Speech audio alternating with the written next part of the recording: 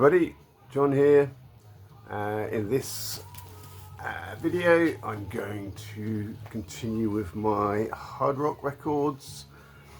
These are records that didn't make it into my loft storage, that were predominantly heavy metal. Today I'm going to talk about Black Sabbath, a band that I think deserve their own video. Why do Black Sabbath still exist in my shelves and not upstairs with my heavy metal records? I mean, Saxon, Samson, I've got upstairs in my loft. I don't have Sabbath. They're down here with the rest of my collection. There are people that will argue vehemently that, Black Sabbath are a heavy metal band, and I don't dispute that whatsoever. I think they obviously are, but I do think there's more to them than just that. So that's why I've kept them here, and I guess I'm more likely to listen to their music than I am the majority of my heavy metal records. So I'm going to work my way through my collection. It's not a complete collection by any means. I've got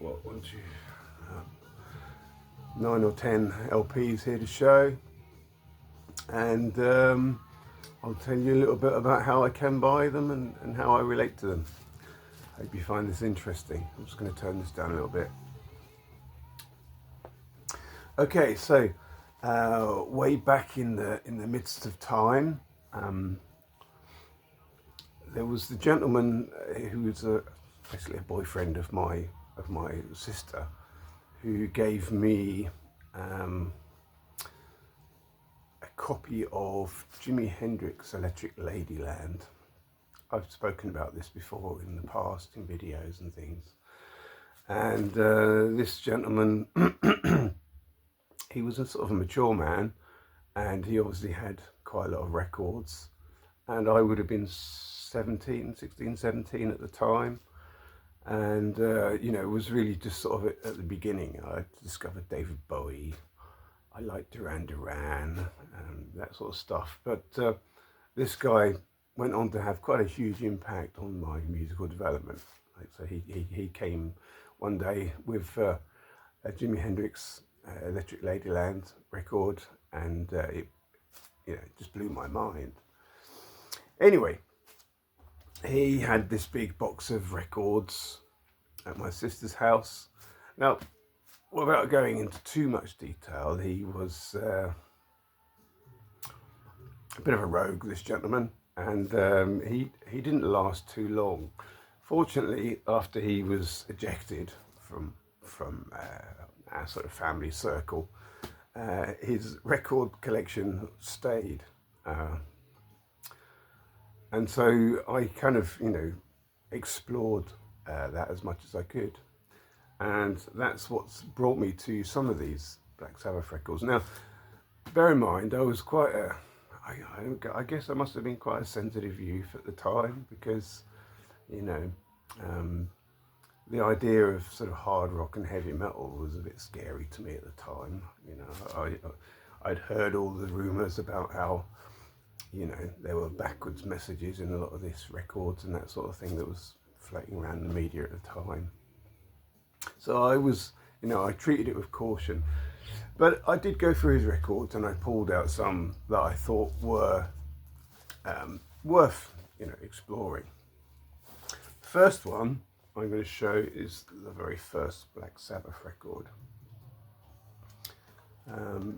Something about this suggested to me that because it was a gatefold sleeve, maybe it might be something I would find interesting. I was a bit concerned about this upside down cross and all that sort of thing. But I took it home, and I knew, Black Sabbath were often a name that was spoken about in terms of music that was popular amongst people that liked Deep Purple, for instance. And I'd started to explore Deep Purple on my own.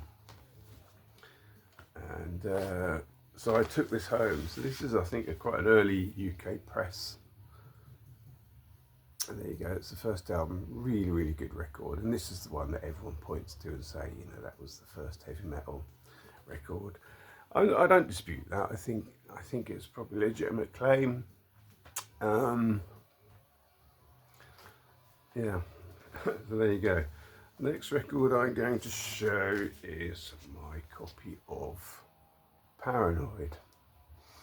This is another record that I would have picked up out of that box of records from my sister's former boyfriend. You know, a lot of people hold this up as being their favourite. I like it, don't get me wrong, it's a good record. It's just not my favourite, I don't think. So this is on the Vertigo Swirl. This is the original UK press, first press. There you go. Brilliant record, I must say, but I don't hold it in such high regard as many others do. But I do like it a lot. This, however, I think is pretty good. This is Black Sabbath, Master of Reality. I've struggled to find, this is a reissue. I picked this one up in Sweden.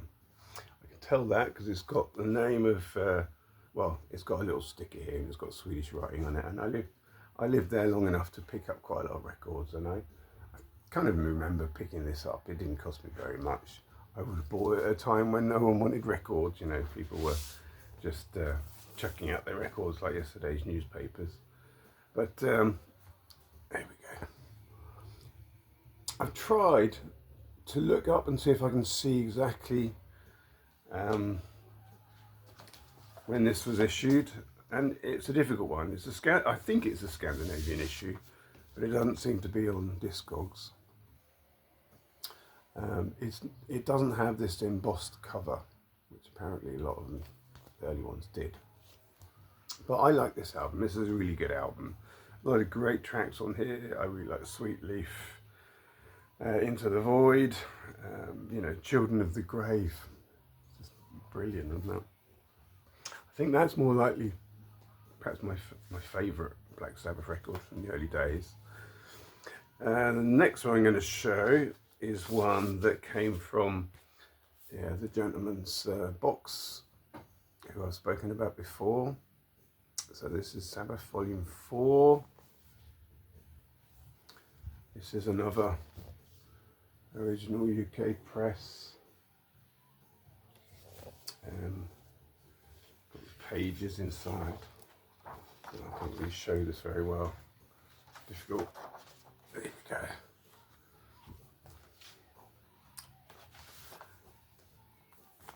Unfortunately, I don't have the Vertigo inner sleeve, but there you go.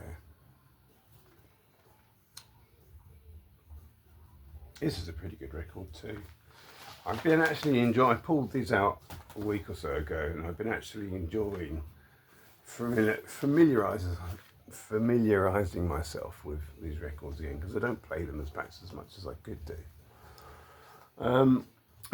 This is another Swedish issue, because I can tell it's got that label there, sticky label.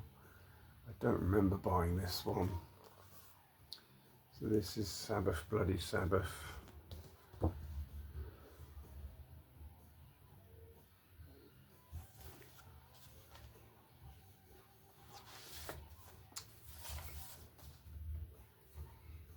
WWA on. Let's see the label. What do I think about this one? It's good. I like it. Perhaps not quite as strong as the one before, and certainly not as strong as the one that came after, and that is Sabbath, Bloody Sabbath.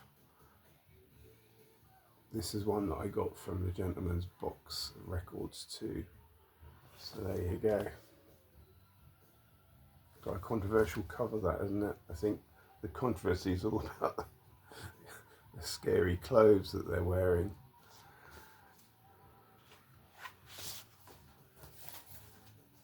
This is on the NEMS. There we go. This one is particularly a strong album, and again, possibly one of my favourites. Sabotage. So that's where that set of records finish, because Ozzy left. I don't have Technical Ecstasy, sadly. Never had that record. And I don't have Never Say Die. I've actually recently put out an order for that. I've always liked that sort of lead track, but I don't know the album that well. So after Never Say Die, Ozzy left, and they recruited Ronnie James Dio, and this is Heaven and Hell. I've got two copies of this. I'm actually listening to one, and this is just on regular Vertigo. This is often an album that people herald as being a fantastic, great record. Came out in 1980. I've never really been impressed by it. I've always found it a little bit underwhelming. But that's just me. That's just my taste. Maybe maybe this is generally good. I don't know.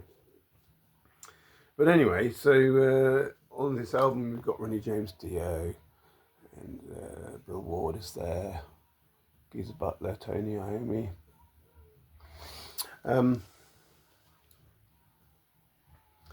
After this, what came out after this? Mob Rules. I don't have that either. Anyway, after those two albums, there comes the infamous Born Again album. This is the Black Sabbath record with Ian Gillan singing on it. Just watched an interesting video recently of some guy on YouTube talking about this and comparing it with, I think, what was he comparing? I think he was comparing it with the Ozzy Osbourne album that came out at the same time. And he spoke a lot about the relationship between the band and Don Arden and Sharon Arden getting involved. And the fact that this album cover was designed by Crusher Jewel, who also did the art direction for Kerrang! Magazine. And he pointed out about the similarities between the styling of this and the Ozzy Osbourne album that came out the same year. Controversial cover, that one. There you go. Oh, this chap that I watched on YouTube, he's suggested that he thinks Crusher Jewel made this because he wanted it to be rejected. I don't believe that. I mean, I don't really consider that Crusher Jewel as being the harbinger of taste. I think he probably thought he was onto a winner by doing such an album cover. There you go. In fact, the next Black Sabbath album that I do have in order is this one. I can remember the day I bought this Black Sabbath featuring Tony Iommi. As I understand it, this was actually meant to be a Tony Iommi sort of solo record, because Black Sabbath had pretty much fallen apart by this stage. That's my understanding. But I suspect he was kind of encouraged to release it as a Black Sabbath record because contractual reasons, perhaps, I don't know. I remember the day I bought this, I was in Portsmouth. It was sort of like one of these pop-up sort of indoor marketplaces, and they had a record stall there. And I remember just flipping through the records, and this one popped up, and I thought I'll give this one a go. I've probably played it once when I bought it, but I don't believe I've ever played it ever since then. I just don't feel compelled to play it because there are so many other great Black Sabbath records that I can play. Maybe I should investigate it one day. I don't know, but I've never been drawn to sort of this period of Black Sabbath, and I haven't got a single record with Tony Martin singing on it, for instance. So there you go. Then I'm going to show this Live Evil. So this is a double live album. There you go. This came out at the same time, or the same year, as the Ozzy Osbourne Speak of the Devil album. And yeah, I've never played them back to back. It'd be interesting, wouldn't it, to sort of make that comparison. Maybe I should do that.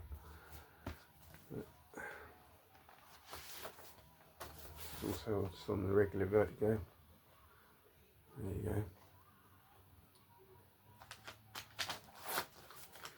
And then lastly, I will show this compilation. Really good compilation. Black Sabbath, We Sold Our Souls for Rock and Roll. We sold our souls for rock and roll. Double compilation albums of various hits with a kind of spooky looking centerfold. There you go. So it's all pretty much all the Aussie stuff, at least at that time. Interesting stuff. Okay, everybody. So that's my Black Sabbath collection on vinyl. I hope many of you found this interesting. Check out my next video. Bye.